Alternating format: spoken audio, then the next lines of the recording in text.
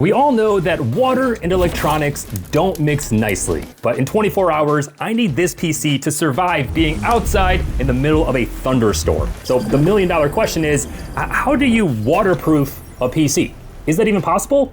Let's find out. Now, the reason that water is so dangerous to mix with electronics can be explained with all these little traces down here. All of these little lines represent a highway for electricity to connect two components on a motherboard. And crucially, electricity only goes where these highways are. However, if we were to introduce water, all of a sudden, we've basically bypassed them, allowing electricity to jump from one to the other where it's not supposed to be. This is known as an electrical short and can completely destroy a computer. So we need to avoid that. Historically, I've tried using something like Flex Seal to completely cover a motherboard so that water can't even get to the traces in the first place. And a similar solution would be to use this hydrophobic spray, which repels water. However, both of these have the exact same issue. Now, those would actually work for covering up all these traces. However, a computer is much more complicated than that and has, well, different parts that are plugged together. No matter how much Flex Seal we spray on this, there's still separate pieces and moving pieces like fans. So to allow for that, gaps are needed, but gaps is where water can get in and destroy the computer. So what do we do? I have been thinking a lot about this and I do have an idea, but honestly, I don't know if it's gonna work. So you're gonna have to bear with me. My current hypothesis is that we can use liquid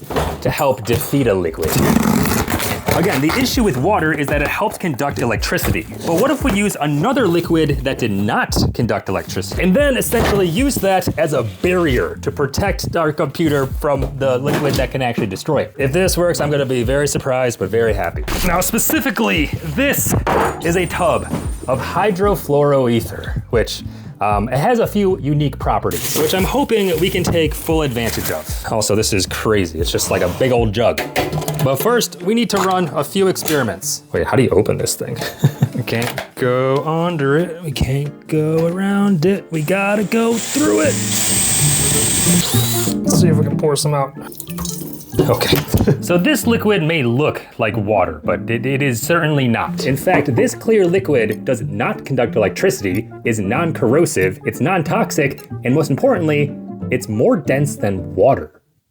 Hypothetically. Now, this container is water. I'm just gonna add a few drops of food coloring so we can identify it. Now, hypothetically, if we mix these together, something interesting should happen in the sense that, well, you can see two distinct lines. Notice how the clear liquid on the bottom is separated from the red liquid, and that's the density difference right there. This separation is the key to our waterproofing PC concept. Because if we can submerge our PC in like the bottom clear liquid, that means none of the rainwater should be able to touch it. And that's what we're doing today. Oh my God. Now, I will admit that finding the right liquid for this experiment required a fair bit of research, which I very haphazardly scattered across various notes in my Notion database, which normally would lead me to losing track of insights and tidbits that I'd found in the past, but recently I've been using today's video's sponsor, Zapier, to help bridge the connection between my notes and my Claude instance, further helping me organize all of these scattered thoughts. With Zapier MCP set up, I can simply ask Claude in plain English to find every mention of PC waterproofing within my thousands and thousands of Notion notes. And at the click of a button, it can summarize all this past research and highlight info that I potentially would have forgotten about, which I definitely would have. I mean, I have notes in here from like 5 or 6 years ago, and it's really easy to forget what you wrote that long ago. Even more helpful, with Zapier connected, I can even ask Claude to take these summaries and generate a new note directly in my Notion database, all without having to switch apps or to copy and paste. I just have to ask and boom, now my past research is aggregated but also organized in my preferred tool. Setting this all up with Zapier MCP is also way simpler than you might expect, and you also have the option to connect over 9,000 other apps via the Model Context Protocol to fit whatever use case you're building for. I'll leave some info below on how you can start making super customized MCP integrations with Zapier, who I also want to give a huge thank you to for sponsoring this video. But okay, back to waterproofing our PC, or at least attempting to. Ideally, we use a clear container, something like this, so we can see the components submerged in the liquid, and I feel like this will give us plenty of space. So now we just need to transport all of our computer components into this big basket. But what I don't know is if I have enough liquid to completely submerge this. So I'll be honest, a big barrel of that HFE, it's not the cheapest. so I really hope this works. Let's put the power supply down here as well. All right, let's go ahead and take this outside. Okay. Now, because I don't know if this is gonna work, I feel like we just gotta try it by turning on the PC and dumping a bunch of this liquid on top of the computer. Which I know might look silly if it doesn't work, because I'll just have destroyed a computer really for no reason. But is it really for no reason if we are on a quest together to figure out if we can waterproof a PC this way? Sacrificing a few components in the name of science is always worth it, in my opinion. We're gonna have a monitor out there, plug our computer into power. I think that's it. Let's just see if this works. I'm so curious. I don't want to forget to plug in a mouse and keyboard ahead of time as well. Try to go ahead and get this plugged in over here. Now, there is also a chance that we'll need to use a riser so that this GPU lays more flat and isn't as high vertically, because I don't know if we have this much liquid. And every single part of this PC needs to be fully submerged in this HFE. Otherwise, the rainwater is just gonna short it out anyway. Question is, should we do that ahead of time, or should we just risk it for the biscuit? The more I think about it, the more I feel like a riser is gonna be required, so let's just go ahead and install that right now. It'll be easier when everything's dry anyway. Now we can slot in our riser cable. Hopefully it's compatible with the generation of a PCI, should be. And now we can clip this here instead. Now the question is, where else can we go to save some room? I think that's a little more promising. Now it's just a little bit higher than the power supply. All right, we're gonna give that a shot. Okay, which means it's time to pour this liquid on our computer. Let's turn on the PC first so we know right away if it works or not, okay? Yeah. So we'll flip on that switch. Oh, the power pins are now hidden underneath the GPU. That's not great. But if I very gently stab at it like that. Okay, boom, baby. Okay, our PC's in a box. It's time for the liquid. Oh, this monitor got destroyed somehow. That's no bueno. All right, let's grab a different monitor. Glad we tested this ahead of time. This one's a little more janky, but hopefully it works. Let's try this one more time. We'll flip on the power switch. Hopefully we can get a signal. Boom, baby. Okay, our PC in its initial state does work, which means now we need to dump some liquid on it. Like I said, on paper, this liquid is not supposed to conduct electricity, so it should be safe to pour over top of this. Still feels a little strange though, let me tell you. We'll know if it breaks if this screen goes black. Okay, here goes nothing. Oh, this is so heavy. Oh, it's so heavy. Oh my gosh. Now I will say, this is not pure HFE. It is actually mixed with a little bit of isopropyl alcohol, around 15% IPA. So how that'll impact the computer? Well, I do know that isopropyl alcohol does also not conduct electricity, which is fantastic, but it does evaporate pretty quickly. Okay, I mean, we have quite a ways to go, but as you can see, our computer is still working despite all that liquid poured on top of it. At this point, our motherboard is almost completely submerged. Oh, that looks really cool, actually. Now is probably a good time to remind you not to try anything you see me do at home. I'm under the strict supervision of Deuce the dog, who is keeping me nice and safe. Now, because isopropyl alcohol does evaporate pretty quickly, I'm not actually sure how long this liquid will stay inside of a container like this. When it's exposed to air, well, that's when it evaporates. Thankfully, it is supposed to rain in the next like 12 hours at this point. So once this is submerged, we will run some tests with a hose, but then we'll see if we're ready for actual Mother Nature. Whoa, oh shit, okay. I was gonna say hands free. We figured it out. We can just set it here.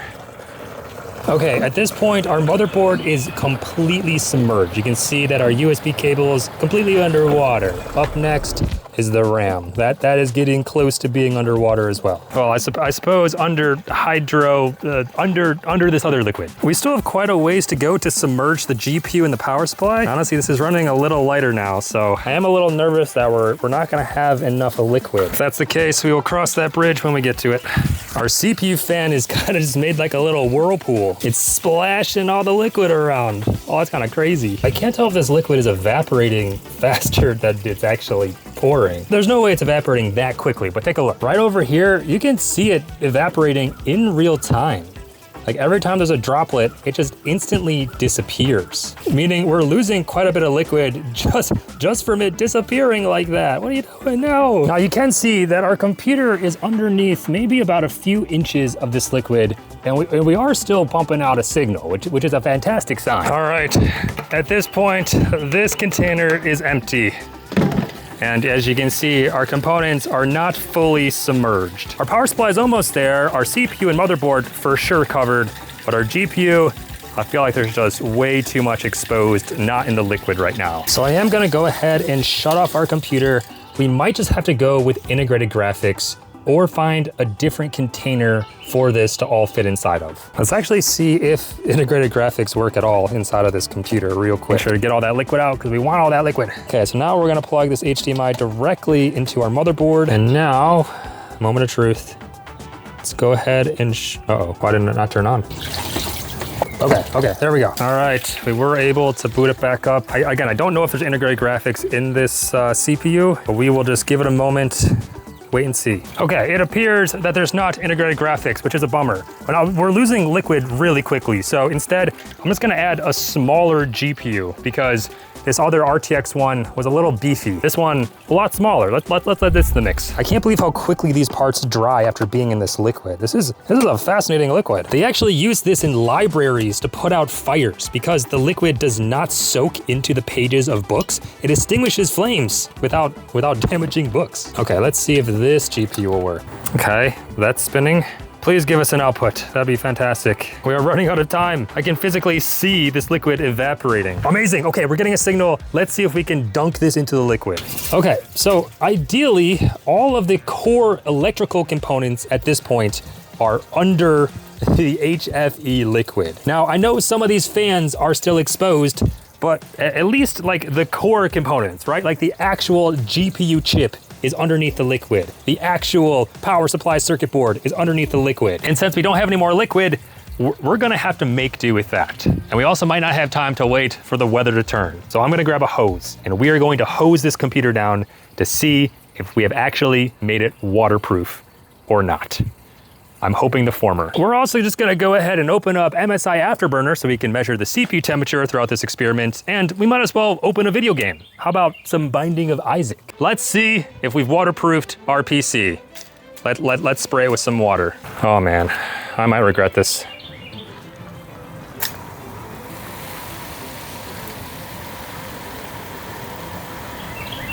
It is currently raining on our PC. Don't even know if it's working because I can't see the monitor.